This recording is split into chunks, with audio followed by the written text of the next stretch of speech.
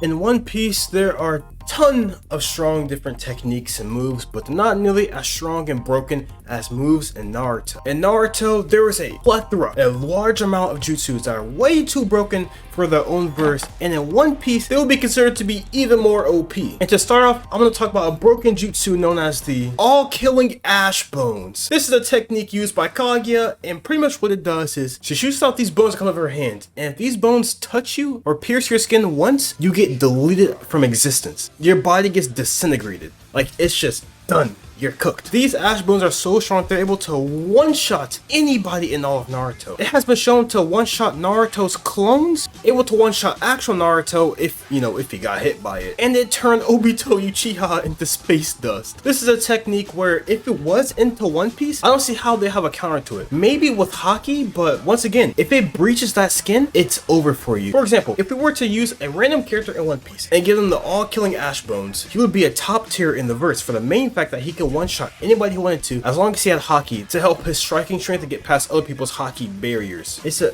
complete one-shot, and there's nothing you can do about it to even stop the process of it. I think maybe if you were to get tagged in your arm, you can just cut your arm so it couldn't creep out the rest of your body, but even then again, that's broken because the fact that your move is making somebody cuff one of their limbs. So yeah, the all-killing ash bones is broken. On to the next overpowered jutsu that would be way too OP for One Piece will be the Ren Shuriken. The Ren Shuriken is one of Naruto's strongest jutsus, and it's one of his strongest jutsus for a certain reason. And this reason is the fact that it attacks every single cell in your body. And if it hits you, you're done. One Ren Shuriken, it's over. If you have no regen, you're cooked. And with that being said, in the One Piece, anybody gets hit by Ren Shuriken, I don't see how they can get up from it. I know there's a move in One Piece called Gamma Knife. This is a technique used by Law, and it absolutely destroys your internal organs. However, it's not the same caliber as Naruto's Ren Shuriken. You see, Naruto's Ren Shuriken is thousands and thousands and thousands of wind blades inside your body, just cutting up every single cell in your body, which is absolutely insane. And there is no technique like that in One Piece. And there's nobody that can heal like that in One Piece besides Marco and probably some dogs that can just tank it. For example, like Kaido. I think if Kaido got hit by this, he would just be like, my insides. But I think he'll still be fine from it. But it would do severe damage to him, because I know he got hit by Gamma Knife and he was still affected. But it wasn't like, he kind of like walked it off, I'm gonna be completely honest with you. But if it was a Ren Shuriken from, like, let's just say Luffy had a Haki Ren Shuriken, he slaps Kaido with it. Ooh, that's gonna do way more damage than the Gamma Knife and put Kaido in critical condition, guaranteed. Even in Naruto, I don't remember anybody tanking a Ren Shuriken, like, ever in all of Naruto. It could be a bad memory, but I'm pretty sure every Ren Shuriken Naruto hit completely bisected the opponent or straight up just one-tapped them. There was Madara that got hit by the lava variant of it, but he still tanked it because he was an Otsutsuki and he could just heal. He did the jutsu where he made multiple different Ren Shurikens and he threw it at Kagio, but she tanked it because it's Kagio and she can just heal in the first place. There's no way to really stop Kagio unless you seal her. And I don't see anybody in One Piece on the same level as Kagio, to be honest. Kagio was a monster, and I don't want to see no power skills from some. Well, actually, I don't care. What Kagio is capable of is just way up here. And if she wasn't One Piece, okay, I'm not gonna get into that. But I'm just saying, a Ren Shuriken would decimate most, if not every single person in all of One Piece, which is kind of insane to say.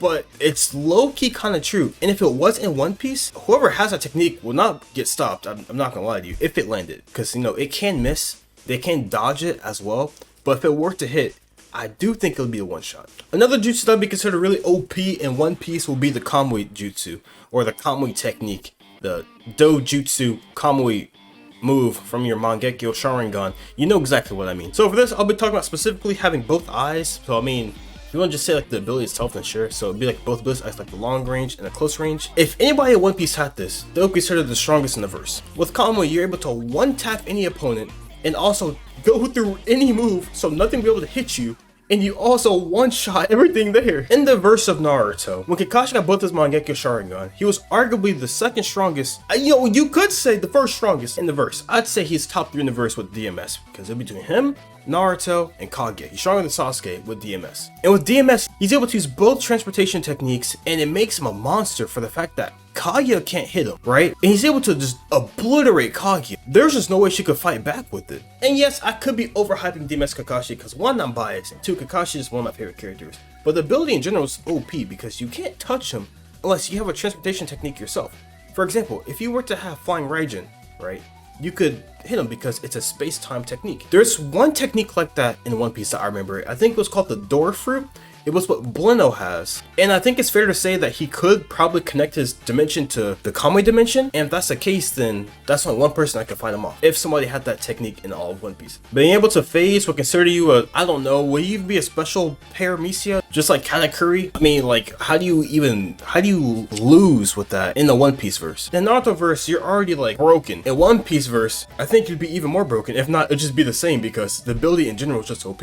Because if you were to bring it to any universe, let's just say Goku had a Kamui, he would be unstoppable. I think he would drop off Beerus, Whis, the Grand Priest. Who's gonna stop him? Kamui in general is just a broken ability, so I mean, it would break One Piece as well. And with that being said, let's talk about what would be considered the most destructive jutsu if in One Piece. And that would be the Tailed Beast Bomb. Now, if the Tailed Beast Bomb was in One Piece, oh boy, everybody better run. Because if you see one person back up in One Piece, Tailed Beast Bomb! Yo, they better run for their lives, in which they could probably get out the way because there's like a few characters that are really fast. Once that thing goes off and detonate, anything in that radius is getting nuked. And that would be considered the most destructive thing in all One Piece. Like leagues above Buster Call. And I'm not gonna lie, it's not outrageous to say whatsoever. Buster Call was on a much smaller scale compared to a Tailed Beast Bomb, because Tailed Beast Bomb was able to obliterate mountain ranges. Like just wipe off the map. Boom, nuke. And One Piece hasn't seen anything like that. Closest thing was maybe Emu, but I do see a Tailed Beast Bomb being a bigger radius than what that was. Imagine if Emu used a Tailed Beast Bomb and he or she shot it at the ground directly. Imagine the impact it would have on the environment. It would wipe the island off the map entirely. It would just be ocean. And probably, you know, evaporate a decent bit of ocean too. I'm not gonna lie to you. We haven't seen a Tailed Beast Bomb get shot at the ground directly, for good reasons that would kill off tons of people. But we did see when two Tailed Beast Bombs clashed, it caused massive damage to the area. And I'm happy it wasn't on the ground, because if it was, it would have been GG's for most people. The Ten Tails uses, like I said, it destroyed mountain ranges. So I mean, yeah, that would be insane if it shot the ground directly. And in One Piece, there aren't really things that do that much damage like to the environment like that. So I mean, yeah, Tailed Beast Bomb would be broken if it was in One Piece, and which already is in Naruto. So I mean, yeah, technique that's really OP would be the Reanimation Jutsu. Now, I don't want to talk about this in the first place, but I do have to bring it up. It'll be very brief, right? So Reanimation Jutsu is a jutsu where you can bring a dead person back to life. However, it's not the same as like a zombie, because these people, they can't die. You can completely obliterate them, but they'll still get back up and be a zombie once again, or reanimated once again. It's like the same thing. The only way this jutsu can be stopped is if that person gets sealed or they release the jutsu. Which in One Piece, I don't see how they can seal anybody. From what I remember, I don't think anybody can even seal like that at all. I could be remembering wrong, but I'm pretty sure nobody can even seal in One Piece. And then to break the jutsu, you know, I don't know how you would break a. I don't know about that one. So that would be considered to be OP in One Piece. Up next, what I want to talk about was particle style. You know, if particle style was a One Piece, yeah, easily strongest in the verse. Your fruits, the particle no me. You get hit by that, it's over for you. In Naruto, you can't even block it. You can't do nothing about it. If it hits you, you're dead. And if that jutsu wasn't One Piece, you get hit by it and you're dead. There's nothing about that. No haki, no nothing can stop you from living that, because you would just get disintegrated. It's an instant death. During the 5 Kage summit, Sasuke almost got deleted, and he got so lucky that he got saved by a main character, and that was being Toby. If it wasn't for him, Sasuke would have been dead, because that box was around him and it would have been over for bro. He almost got Thanos snapped out of here. And with that being said, if it was in One Piece, if you get surrounded in that box or a beam for it, you can't do nothing about it because you can't even block it in the first place. No armament, I don't think will save you from that, because like I said before, it's just going to erase you. And in Naruto, if it was getting to somebody stronger than Onoki, I think it was the Tsushu Kage at the time, if somebody else had it, let's say if Naruto had that jutsu, yeah, nobody would be able to stop him at all. He would just be a monster, just completely dog walk everybody in his verse if he had that jutsu. Some people probably expect me to say this already, but I'm gonna bring up the MultiShadow Clone jutsu. Now, it's pretty self-explanatory what this jutsu does. You make multiple shadow clones, and when I'm talking about multiple, I mean like 100 plus. And if somebody in One Piece had 100 plus shadow clones they're able to make at their own will, they will be practically unstoppable. And it's not the reason why you think it is. I'm thinking of a different reason that you're thinking right now. You see, with shadow clones, you're able to learn at an excelled rate for the main fact that the information shadow clones take in goes back to you. And with that being said, you can start training for a long time before going out into sea and be really powerful for the fact that you're working on your haki, your techniques, and because of that, you're speeding up your training progress, because training by yourself is not as effective as training hundreds of yourself or thousands of yourselves. And imagine if Luffy had this technique in One Piece. He would be OP. And I kid you not, he'd be stronger than Roger by a landslide. This dude's haki stat would be maxed out, his armor maxed out, his all the above. Imagine if you train like that with Shadow Clone before fighting Kaido. Yo, he would one-shot Kaido. I kid you not. This dude will be much more powerful than what he was currently before he fought Kaido. And then on top of that, you know, he could just jump Kaido. Imagine 100 to 1,000 Luffys, right? All doing a Grizzly Magnum in Gear 4. Do you know how insane that is? Like, that is broken. And like, they're not after images. They're literally like just clones of Luffy. They're just kind of glass cannons though. Depending on how strong he'll make the clones, but I'm pretty sure like even Naruto clone, he makes them like glass cannons, so he doesn't end up wasting like chakra like that. And knowing Luffy, you probably just make him just as strong as he is, and then he just jumps somebody with it. And getting jumped by multiple Luffy seems like a nightmare. Hell on earth. And that's why I have Shadow Clone Jutsu on there. And last but not least, we have the Talk No Jutsu. This hands down is the strongest technique in all of fiction, for the main fact that, be my friend, join my team. You can't lose. You have the strongest crew in all of One Piece. Every villain that Luffy fought would just end up being on his crew. And imagine how deep his crew would be. Buggy, Arlong, Crocodile, Enel, Gecko Moria, Smoker, Doflamingo, Caesar, Law maybe? Question mark. Actually, I don't think Law will be on the team, but I don't know. Big Mom, Kaido. The list just go on. That would be an insane team. And he wouldn't lose. He would literally, that crew was beyond OP. Just imagine that.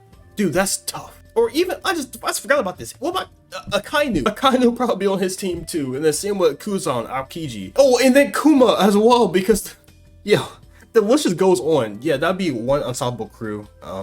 Talk No Jutsu has to be stopped, because if Talk No Jutsu entered any verse, the main cast will be undefeated. But I still think Frankie will lose somehow to somebody in some way and die. And with that being said, that are the strongest jutsus in Naruto that would be considered OP in One Piece. If you want to see more videos like this, let me know in the comment section down below. If you're new to the channel, make sure to drop a like and subscribe to the video. Wait, if you want to see more content like this, let me know in the comment section down below. Make sure to like the video, subscribe as well, because I forgot to say that, because I don't know. And I'll see you guys next time. I'm Malik, and I'm out of here. See ya.